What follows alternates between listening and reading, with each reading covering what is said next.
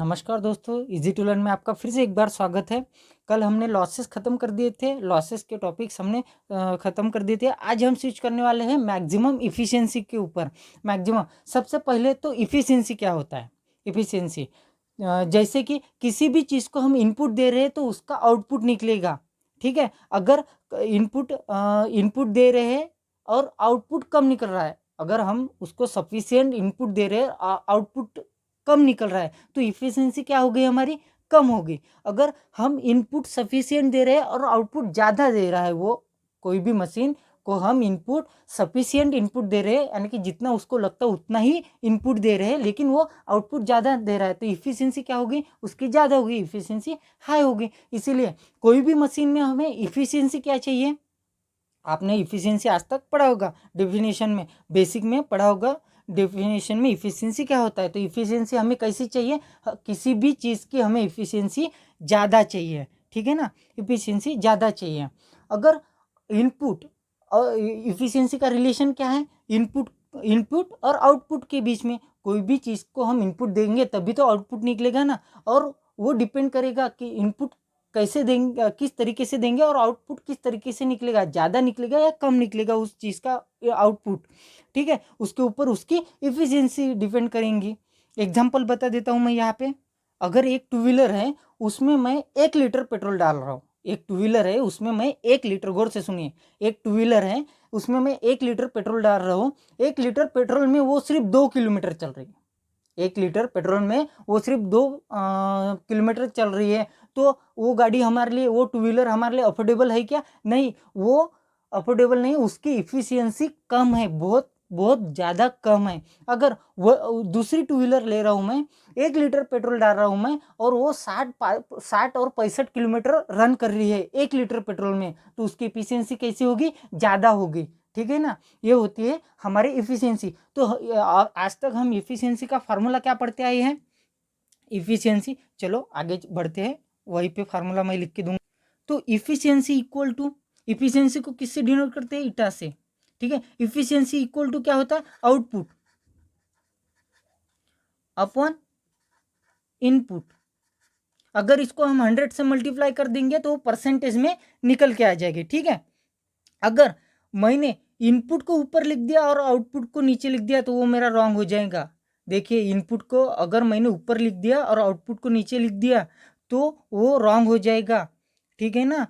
Output हमेशा नीचे ही होना चाहिए, ठीक है ना। डिनोमिनेटर में ही होना चाहिए, ना कि न्यूमरेटर में। न्यूमरेटर में हमेशा, सॉरी, माय मिस्टेक, आउटपुट हमेशा न्यूमरेटर में ही होना चाहिए और इनपुट हमेशा डिनोमिनेटर में ही होना चाहिए। यही इफ़िशियंसी का फॉर्मूला है। मैक्सिमम इफ़िशियंसी देखने से पहले, मैक्सिमम इफ़िशियंसी देखने से पहले हम मैकेनिकल इफ़िशियंसी देख लेते हैं, इलेक्ट्रिकल इफ़िशियंसी देख लेते हैं, और ओवरऑल इफ़िशियंसी भी देख लेते हैं, ठीक है। तब जाके हम मैक्सिमम इफ़िशियंसी अच्छे से समझ पाएंगे, ठीक है।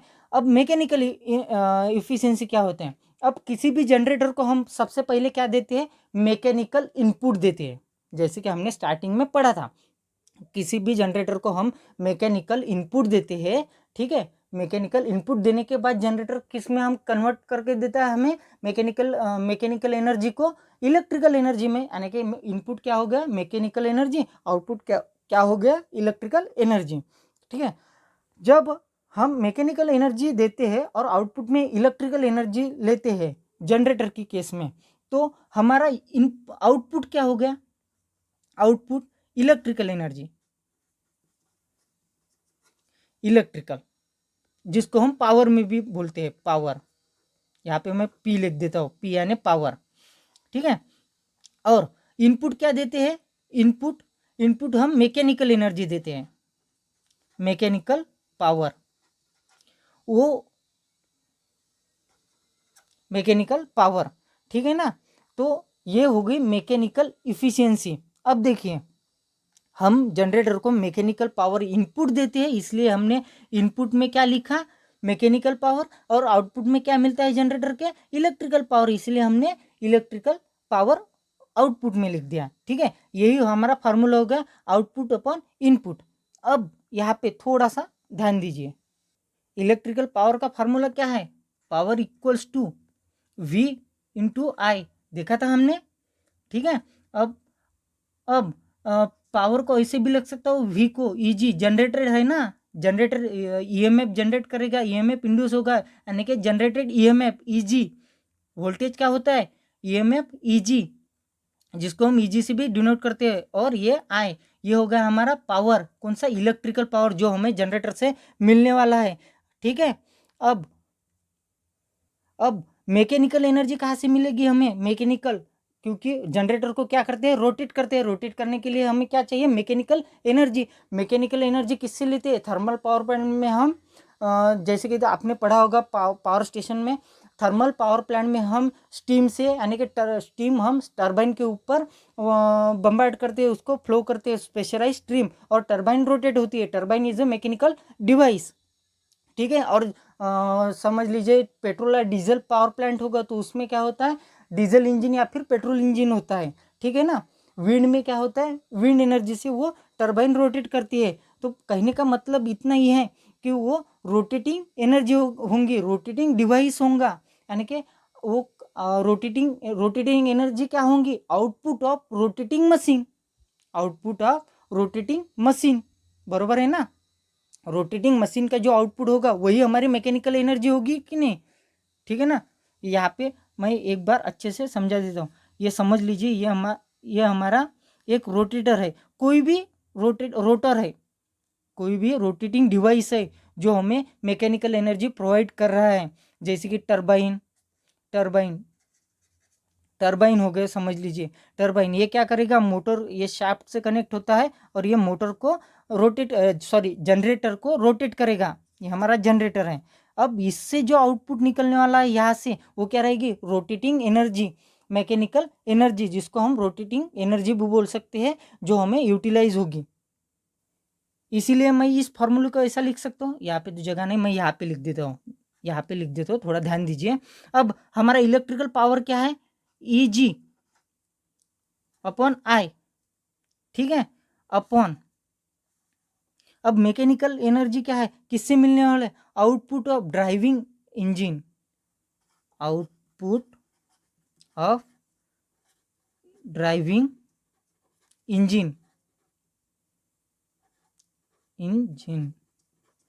ड्राइविंग इंजन से जो आउटपुट निकलेगा वही हमारा मैकेनिकल पावर होगा। तो ये हो गई मैकेनिकल इफिशियंसी। अगर इसको परसेंटेज में चाहिए तो 100 से मल्टीप्लाई कर दीजिए, ठीक है। ये हो गई हमारी मैकेनिकल इफिशियंसी। अब हम आते हैं इलेक्ट्रिकल इफिशियंसी की ओर। मैं यहाँ पे एक सर्किट निकाल देता हूँ, ठीक है। ये हमारा जनरेटर है, समझ लीजिए ये हमारा जनरेटर है, इसको मैंने इधर शंट जनरेटर निकाल देता हूँ, शंट जनरेटर के ये फील्ड है मेरी, ये आर्मेचर है, ठीक है। और यहाँ पर एक रेजिस्टिव लोड लगा दिया मैंने, ये मेरा लोड है, रेजिस्टिव लोड, ठीक है। अब ये लोड सर्किट को इनपुट कौन दे रहा है, जनरेटर। इनपुट कौन दे रहा है, जनरेटर। किसको, ये लोड सर्किट को इनपुट कौन दे रहा है, जनरेटर। अगर जनरेटर इनपुट क्या देगा लोड सर्किट को, इलेक्ट्रिकल एनर्जी, क्योंकि उसके पास क्या होती है, कन्वर्ट करके इलेक्ट्रिकल एनर्जी होती है ना। जनरेटर मैकेनिकल एनर्जी को इलेक्ट्रिक एनर्जी में कन्वर्ट करता है ना, यहीं पे देख लिया ना हमने। मैकेनिकल एनर्जी देने के बाद जनरेटर ने इलेक्ट्रिक एनर्जी में कन्वर्ट कर दिया, फिर वो किसको देगा, लोड को। अब लोड के पास कहाँ से आएगी इलेक्ट्रिकल एनर्जी, जनरेटर के पास से ना। इसका मतलब लोड को मिलने वाला इनपुट क्या होगा, लोड को मिलने वाला इनपुट क्या होगा, इलेक्ट्रिकल एनर्जी, ठीक है। लोड के जो वैटेज होंगे, लोड के जो वैटेज यानी पावर, पावर का यूनिट क्या है, वैट। लोड के जो वैटेज होंगे वही हमारा आउटपुट होगा। इस लोड का जो वैटेज होगा वही हमारा आउटपुट होगा। अगर समझ लीजिए आप किसी लाइट को सप्लाई दे रहे हो, अपने घर में जो इस्तेमाल होने वाला लाइट है उसको आप सप्लाई दे रहे हो, तो सप्लाई देने के बाद उस वैट का जो वैटेज होता है वही उसको हम इनपुट देते हैं ना, इलेक्ट्रिकल सप्लाई देते हैं, तभी तो हमें जाके उस वैटेज के हिसाब से हमें उसका इल्यूमिनेशन मिलता है, यानी कि लाइट मिलता है, बराबर है, ठीक है ना। तो वैटेज यहाँ पे हमारा आउटपुट क्या होगा, आउटपुट कहाँ लिखते हैं हम, ऊपर। आउटपुट क्या होगा, wattage available in load circuit, watts available in load circuit, in load circuit. ठीक है, और हमारा इनपुट क्या होगा, टोटल। अब जनरेटर कितना देगा, जितना जनरेट किया है इसने उतना ही देने की कोशिश करेगा, नहीं है। Total weightage of generated, total watts generated. इसने जितना जनरेट किया है उतना ही देने की कोशिश करेगा ना। अगर इसको 100 से मल्टीप्लाई कर देंगे तो ये परसेंटेज में मिल जाएगी हमें। ये हो गई हमारी इलेक्ट्रिकल एनर्जी। अब देखते हैं ओवरऑल इफिशिएंसी और कमर्शियल इफिशिएंसी। ये इम्पोर्टेंट है किसी भी चीज़ के लिए। ऐसा बोल सकते हो ये पावर प्लांट की भी इफिशिएंसी हो सकती है। जैसे कि अगर समझ लीजिए ये एक थर्मल पावर प्लांट है। पावर प्लांट को कोल जला के उसमें से हीट एनर्जी लेते हैं, फिर स्टीम जनरेट होती है। कोल को जला के हम देखिए पावर प्लांट में कैसा होता है, कोल को जलाते हैं, कोल को जलाने के बाद हीट एनर्जी मिलती है, उससे हम स्टीम जनरेट करते हैं। स्टीम हो वो टरबाइन के ऊपर फ्लो करते हैं, टरबाइन रोटेट होता है, टरबाइन रोटेट होने के बाद जनरेटर रोटेट होता है, जनरेटर रोटेट होने के बाद हमें इलेक्ट्रिसिटी मिलती है। अगर अगर थर्मल पावर प्लांट को इनपुट अगर कंसिडर करने जाएंगे हम, तो क्या होगा, हमारा इनपुट कोल होगा, बराबर है। क्योंकि कोल, अगर हम रॉ मटेरियल उसमें क्या यूज़ कर रहे हैं, कोल से ही हम इलेक्ट्रिसिटी जनरेट कर रहे हैं। उसको कन्वर्ट करके हीट एनर्जी में कन्वर्ट करेंगे, फिर स्टीम में, फिर रोटेटिंग एनर्जी में, फिर रोटेटिंग एनर्जी से इलेक्ट्रिक एनर्जी में। इस तरीके से कन्वर्ट करके हमें इलेक्ट्रिक एनर्जी मिल रही है। तो इनपुट क्या होगा, हमारा कोल ही होगा ना। तो ये यहाँ पे ये इस कमर्शियल एफिशिएंसी में हमारा इनपुट क्या हो गया, कोल यानी, इसीलिए ये थर्मल पावर प्लांट की इफिशिएंसी हो गई। अगर हम सिर्फ जनरेटर की बात की तो जनरेटर को सप्लाई कौन देता है, यानी कि जनरेटर को मैकेनिकल पावर सप्लाई कौन करता है, टरबाइन। ठीक है, टरबाइन का काम क्या होता है, मैकेनिकल एनर्जी प्रोवाइड करना। ठीक है ना। तो तो यहाँ पे इनपुट क्या रहेगा, मैकेनिकल एनर्जी। और हमारा यूटिलाइजेशन कहाँ हो रहा है, लोड में। हम जनरेटेड एनर्जी को जनरेटर जो जनरेट कर रहा है उसको क्या कर रहे हैं, लोड में यूटिलाइज कर रहे हैं। तो हमारा आउटपुट कहाँ मिलने वाला है, अभी लोड में मिलने वाला है। जनरेशन से लेके लोड तक जो इफिशियंसी है वही हमारी ओवरऑल इफिशियंसी है। अब देखते हैं, इसीलिए हमारा जो आउटपुट होगा वो क्या होगा, wattage available in load circuit, watt in load circuit. ठीक है, और इनपुट क्या होगा, मैकेनिकल पावर सप्लाई। जनरेटर को कितना मैकेनिकल पावर सप्लाई कर रहे हैं, मैकेनिकल पावर सप्लाई।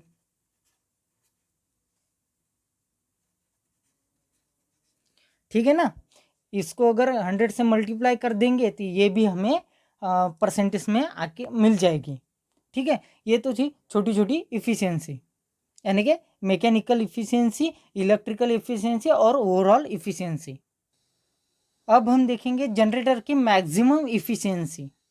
फिर से मैं यहाँ पे इफिशियंसी का फार्मूला लिख कर देता हूँ। Efficiency equals to output upon input. Sorry, मेरा पेन नहीं चल रहा, मैं दूसरा लेता हूँ। हाँ, तो हमारा फार्मूला क्या था, efficiency equals to output upon input. ठीक है, इसको मैं शॉर्टकट में ऐसे भी लिख सकता हूँ, आउटपुट अपॉन इनपुट। ठीक है, अब हम किसकी मैक्सिमम इफिशियंसी की बात कर रहे हैं, जनरेटर की मैक्सिमम इफिशियंसी की बात कर रहे हैं। जनरेटर का आउटपुट क्या होगा, जनरेटर का आउटपुट इक्वल्स टू वही होगा पावर वी आई। ठीक है, जनरेटर का इनपुट क्या होगा, अब यहाँ पे इनपुट का सवाल आता है। जनरेटर का इनपुट क्या होगा, मैं आउटपुट का ऐसे लिख सकता हूँ, सॉरी इनपुट का ऐसे लिख सकता हूँ, input equals to output plus losses लिख सकता हूँ क्या ऐसे? अगर मैंने किसी भी चीज़ को इनपुट अगर दे दिया तो उसमें से पहले लॉसेस हो गए, बाद में हमें आउटपुट मिलेगा, इसलिए मैं आउटपुट प्लस लॉसेस लिख सकता हूँ। ठीक है ना? तो मैं आउटपुट प्लस लॉसेस ठीक है, ये हो गया हमारा इनपुट और आउटपुट। और हमने ताज़ा ताज़ा ही कल के लेक्चर में लॉसेस पढ़े थे। ठीक है ना? अब आउटपुट क्या है? आउटपुट की वैल्यू क्या है मेरी वाली? मैं इनपुट सॉरी हाँ इनपुट। आउटपुट क्या है? आउटपुट की वैल्यू क्या है? वी आई प्लस लॉसेस तो हमने कल पढ़े थे। जनरेटर में कौन से लॉसेस होते हैं? आयरन लॉसेस और core losses. Iron iron losses और कोर लॉसेस एक ही है। आयरन लॉसेस और कॉपर लॉसेस। आयरन लॉसेस ये कोर लॉसेस किससे कॉपर लॉसेस किससे डिनोट करते हैं? I A square into R A plus और कोर लॉसेस। ठीक है, ये दोनों हमारे लॉसेस हो गए। ये हो गया कॉपर लॉस और ये हो गया कोर लॉस। ठीक है, ये अभी ये हमारा आउटपुट इनपुट निकल के आ गया। ये हमारा क्या आ गया? इनपुट निकल के आ गया। आइए क्या है हमारा? Armature current. आइए क्या है हमारा? Armature current. तो यहाँ पे मैं एक छोटी सी डायग्राम निकाल के देता हूँ फटाफट एकदम। ठीक है, शंट जनरेटर निकाल के देता हूँ, शंट जनरेटर, ताकि आपको अच्छे से समझ में आ जाएगा। ये हो गई मेरी फील्ड, ये हो गया मेरा आर्मेचर और ये हो गया मेरे लोड, ये हो गया लोड। अब देखिए इस साइड में जाने वाला क्या है? I L. ठीक है, और इस पॉइंट से इस साइड में जाने वाला मेरा आई एस एच। ठीक है ना? आई एस एच है ना? अब यहाँ पे जो जनरेट होने वाला आई एल आई ए, देखा, इससे मैं लिख सकता हूँ। हमने बहुत बार देखा है, अब तक तो आपको याद भी हो गया होगा। I A equals to I S H plus I L लिख सकता हूँ। तो यहाँ पे मैं वो उसकी वैल्यू डाल दूंगा। क्या होगा फिर? Equal to V I plus I A को मैं लिखूंगा, आई ए को मैं क्या लिखूंगा? I S H plus I L R A. और यहाँ पे भी मेरा एक आर ए रहेगा। ठीक है ना?